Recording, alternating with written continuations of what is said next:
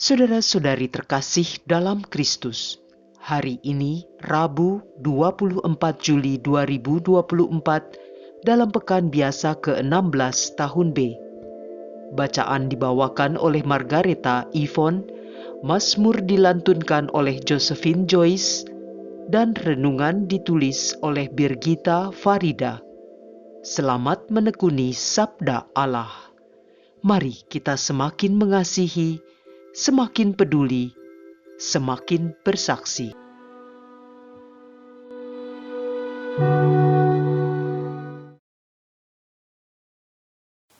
Dalam nama Bapa dan Putra dan Roh Kudus. Amin. Allah Bapa yang Maha Rahim, kami bersyukur atas rahmat kehidupan yang Engkau anugerahkan kepada kami. Engkau senantiasa membimbing kami untuk semakin mengenal-Mu dan mengalami sukacita di dalam-Mu. Sebentar lagi kami akan mendengarkan sabda-Mu dan merenungkannya. Kami mohon, terangilah akal budi dan hati kami dengan terang Roh Kudus-Mu, agar kami dapat memahami kebenaran firman-Mu dan pengharapan yang terkandung di dalam panggilan kami sebagai anak-anak-Mu. Demi Kristus Tuhan dan pengantara kami. Amin. Bacaan dari kitab Yeremia, bab 1, ayat 1, dilanjutkan dengan ayat 4 sampai 10. Inilah perkataan Yeremia bin Hilkia dari keluarga imam yang tinggal di Anatot di tanah Benyamin. Pada zaman Raja Yosia, turunlah sabda Tuhan kepadaku sebagai berikut. Sebelum aku membentuk engkau dalam rahim ibumu, aku telah mengenal engkau. Dan sebelum engkau dilahirkan, aku telah menguduskan dikau. Aku telah menentukan dikau menjadi nabi untuk berbagai bangsa. Maka aku menjawab, "Ah Tuhan Allah, sesungguhnya aku ini tidak pandai berbicara, sebab aku ini masih muda belia."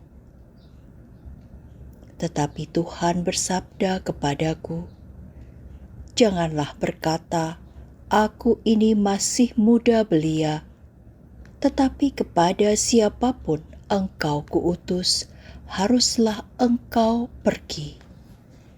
Dan apapun yang kuperintahkan kepadamu, haruslah kau sampaikan.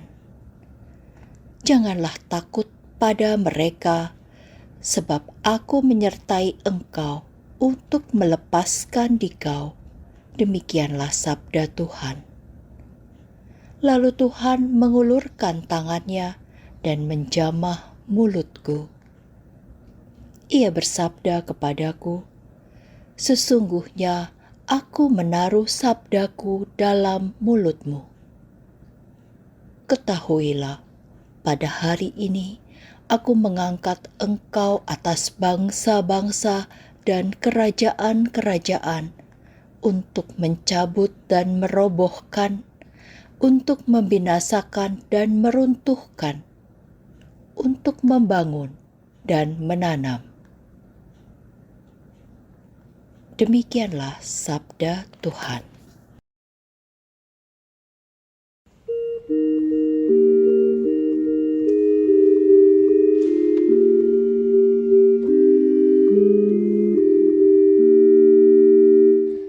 Mulutku akan menceritakan keselamatan yang datang dari-Mu ya Tuhan. Padamu ya Tuhan, aku berlindung. Janganlah sekali-kali aku mendapat malu. Lepaskanlah dan luputkanlah aku oleh karena keadilan-Mu. kepadaku, dan selamatkanlah aku. Mulutku akan menceritakan keselamatan yang datang darimu, ya Tuhan. Jadilah bagiku gunung batu tempat berteduh, kubu pertahanan untuk menyelamatkan diri. Sebab Engkaulah bukit batu dan pertahananku. Ya Allahku, luputkanlah aku dari tangan orang fasik. Mulutku akan menceritakan keselamatan yang datang darimu, ya Tuhan. Sebab Engkaulah harapanku, ya Tuhan. Engkaulah kepercayaanku sejak masa muda, ya Allah. Kepadamulah aku bertopang mulai dari kandungan. Engkaulah yang telah mengeluarkan aku dari perut ibuku. Mulutku akan menceritakan keselamatan yang datang darimu, ya Tuhan. Mulutku akan menceritakan keadilan-Mu, dan sepanjang hari mengisahkan keselamatan yang darimu. Ya Allah, Engkau telah mengajar aku sejak kecilku, dan sampai sekarang aku memberitakan perbuatan-Mu yang ajaib. Mulutku akan menceritakan keselamatan yang datang darimu, ya Tuhan.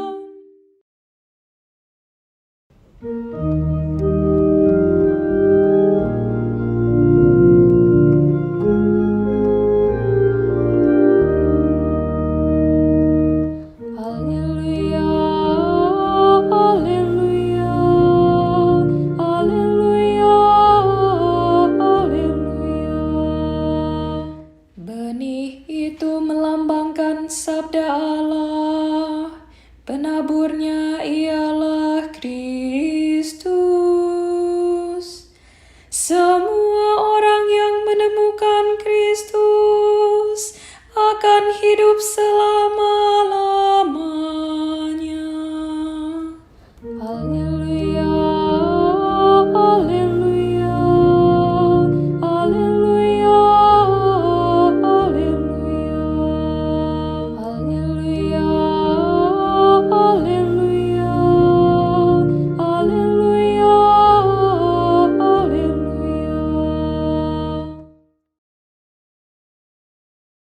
Inilah Injil suci menurut Matius bab 13 ayat 1 sampai 9.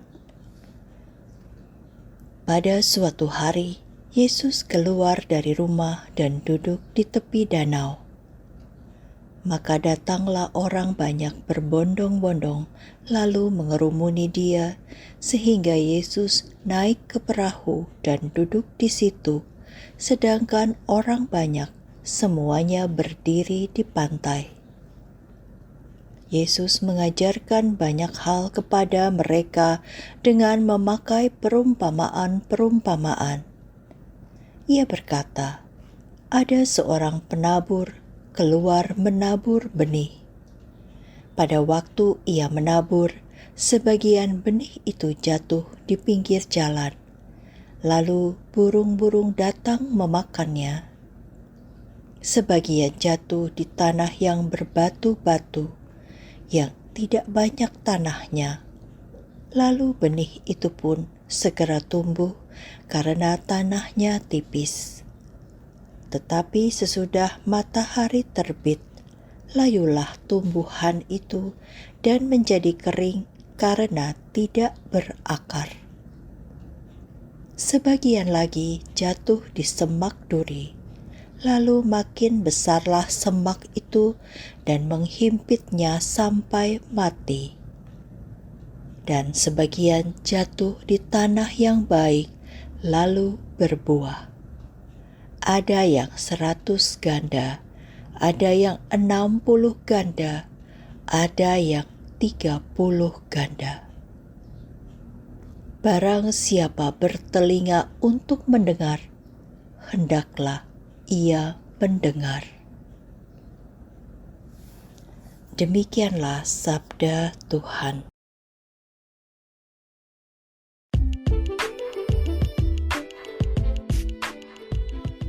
Hidup berbuah. Renungan dibawakan oleh Maria Clara.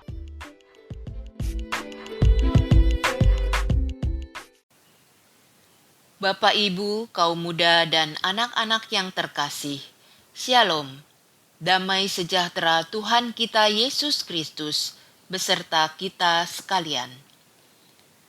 Pada tanggal 24 Juli, Gereja Katolik merayakan Santo Charbel Maklov. Ia adalah seorang imam Katolik Maronit, biarawan dan pertapa yang dikenal karena banyak melakukan mujizat, baik selama hidupnya maupun setelah kematiannya. Charbel lahir dalam keluarga sederhana di Libanon pada tahun 1828. Ia adalah anak bungsu dari 5 bersaudara. Charbel belajar di sekolah paroki dan bekerja mengurus sapi milik keluarganya. Ia terlibat dalam doa dan kesendirian sejak usia dini. Ia menghabiskan banyak waktu di ladang dan padang rumput dekat desanya, merenungkan Tuhan di tengah pemandangan lembah dan pegunungan Lebanon yang menginspirasi.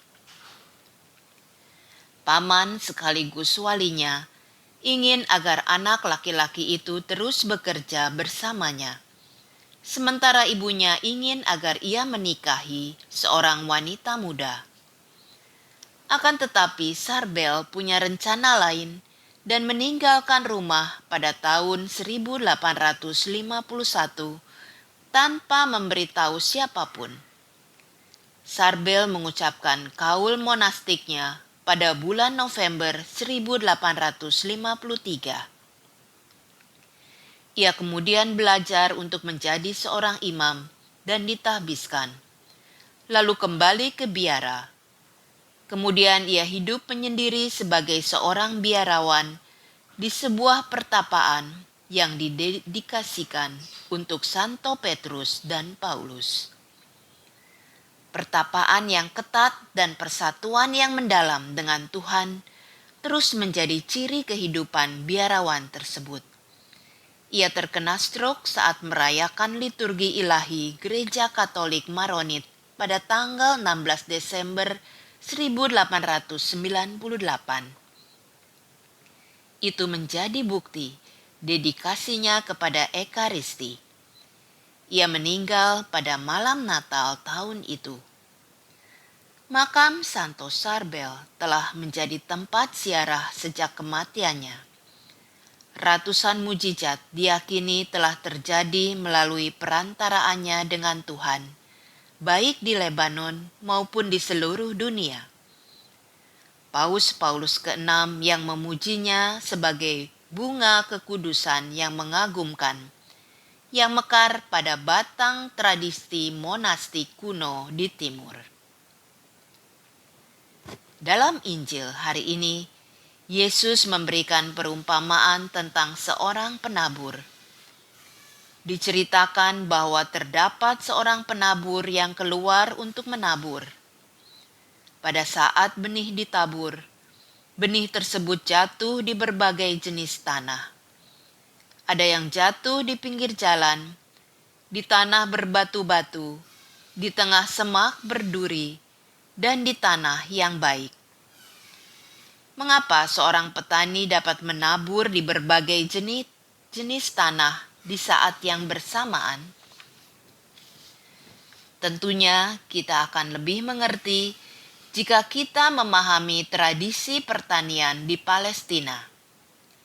Di Palestina, seorang petani menabur benih sebelum petani membajak tanah. Jadi tidaklah mengherankan jika benih yang ditabur dapat jatuh di tanah dengan kondisi yang berbeda-beda. Pertumbuhan benih tertentu sangat tergantung pada kondisi tanah di mana benih itu jatuh. Ada yang tidak tumbuh sama sekali dan langsung dimakan burung. Ada yang segera tumbuh, tetapi kemudian layu dan kering. Ada yang mati dihimpit semak duri, tetapi ada juga yang tumbuh dan berbuah. Dalam Injil Sinoptik, dituliskan bahwa Tuhan Yesus sendiri kemudian memberikan penjelasan mengenai arti dari perumpamaan ini setelah ditanyakan oleh para muridnya.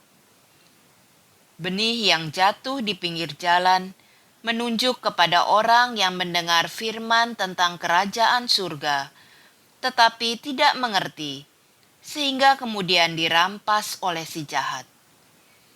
Benih yang jatuh di tanah yang berbatu-batu menunjuk kepada orang yang mendengar dan menerima firman itu dengan gembira, tetapi tidak berakar, sehingga tahan sebentar saja. Benih yang jatuh di tengah semak duri adalah orang yang mendengar firman, tetapi kekhawatiran dan tipu daya kekayaan menghimpitnya, sehingga mati dan tidak berbuah. Benih yang jatuh di tanah yang baik ialah orang yang mendengarkan firman itu dan mengerti serta melakukannya, sehingga menghasilkan buah berlipat ganda. Jadi perumpamaan Yesus ini ternyata berbicara mengenai tanggapan atas kerajaan Allah yang diwartakan dan diajarkan Yesus. Belajar dari perumpamaan ini, bagaimanakah sikap kita seharusnya terhadap firman yang diajarkan oleh Yesus? Marilah kita cermati satu persatu, agar firman yang ditaburkan dalam hati kita dapat bertumbuh dan berbuah lebat. Pertama, perumpamaan tentang firman yang jatuh di pinggir jalan dan dimakan oleh burung mengajarkan kepada kita, apabila kita mendengar firman dan tidak mengerti, kita tidak seharusnya mengabaikan firman itu. Kita perlu belajar dari para rasul yang dengan rendah hati segera bertanya kepada Yesus. Untuk mengerti mengenai kitab suci, kita perlu dibimbing oleh mereka yang sudah lebih dahulu memahaminya. Saat ini, sudah cukup banyak pengajaran kitab suci yang diselenggarakan di banyak tempat, baik secara tatap muka maupun secara daring. Dengan mengikutinya, kita dapat semakin mengenal Kristus dan semakin mengerti kebenaran firman-Nya yang memerdekakan kita. Kedua, perumpamaan tentang firman yang jatuh di tanah yang berbatu-batu, sehingga hanya bertahan sebentar saja, mengajarkan kita perlunya berakar kuat di dalam Kristus. Ibarat sebuah pohon, jika tidak memiliki akar yang kuat dan tumbuh jauh ke dalam, ke pusat bumi, tentunya akan mudah longsor atau roboh diterpa badai. Begitu juga dengan iman kita. Kita perlu berakar kuat di dalam Kristus. Dengan demikian, kita semakin tidak terpisahkan darinya. Bagaimana agar kita dapat berakar kuat di dalam Kristus? Bila kita ingin menjadikan Kristus sebagai pusat kehidupan kita, sudah selayaknya kita memfokuskan diri kepadanya dengan membaca kitab suci, berdoa serta turut dalam kehidupan menggereja, yaitu dengan menghadiri Ekaristi dan menerima sakramen pengampunan dosa secara teratur. Dengan demikian, kita akan terus hidup dalam rahmat-Nya yang memampukan kita untuk menghasilkan buah-buah roh. Santo Charbel Makhlouf yang kita peringati hari ini memberikan kita teladan bagaimana hidup berakar kuat di dalam Kristus. Salah satunya adalah dengan pengabdiannya kepada Ekaristi yang dilakukannya setiap hari sehingga ia mengalami persatuan yang mendalam dengan Kristus. Dengan begitu banyaknya mujizat, baik selama hidupnya maupun setelah kematiannya, menunjukkan bahwa Kristus sungguh-sungguh hidup di dalam dirinya dan bersatu secara kuat dengannya. Ketiga, perumpamaan tentang benih yang jatuh di semak duri yang mengakibatkan pertumbuhan benih terhimpit sampai mati, mengajarkan kita untuk tetap berpegang teguh pada kebenaran firman Tuhan. Semak duri yang adalah lambang dari kekhawatiran dan tipu daya kekayaan, memang seringkali membuat manusia berpaling dari kebenaran firman Tuhan. Kekhawatiran akan keberlangsungan hidup kita di dunia ini membuat kita sibuk mengumpulkan harta duniawi dan merasa aman apabila harta kita bertambah banyak. Kita lupa bahwa hidup di dunia hanyalah sementara. Kita perlu hidup dengan bijaksana dan mengejar apa yang bersifat kekal. Terus beriman teguh dan percaya bahwa firman Tuhanlah kebenaran yang sejati. Kita terus memilih untuk hidup di dalam roh dan mematikan keinginan daging agar kita mengalami keselamatan, baik di bumi maupun di surga. Keempat, perumpamaan terakhir adalah tentang benih yang jatuh di tanah yang subur dan menghasilkan buah. Ada yang 100 kali lipat, ada yang 60 kali lipat, dan ada yang 30 kali lipat.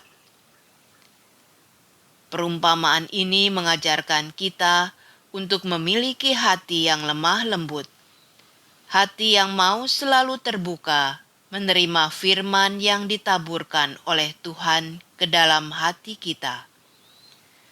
Firman akan tumbuh dan berbuah apabila kita memberikan ruang bagi Tuhan untuk berkarya di dalam diri kita.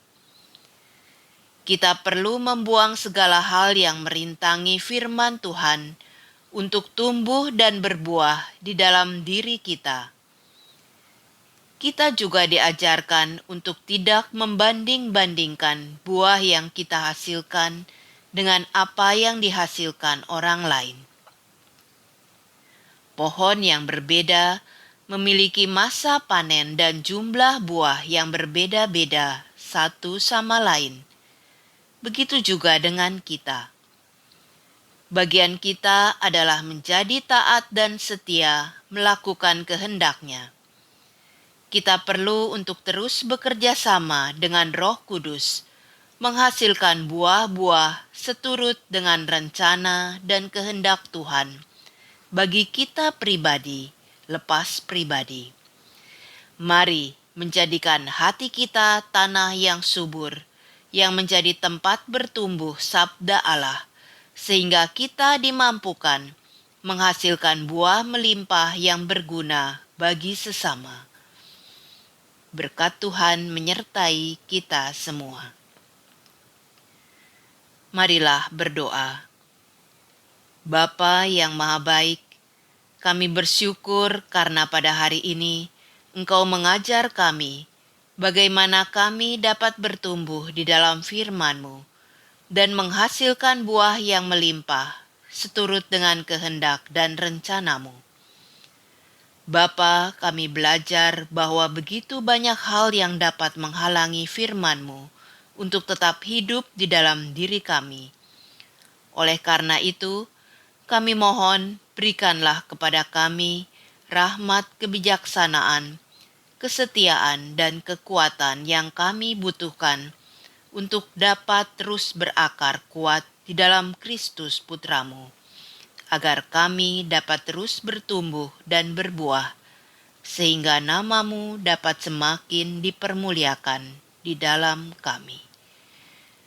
Demi Kristus Tuhan dan pengantara kami. Amin. Dalam nama Bapa dan Putra dan Roh Kudus. Amin.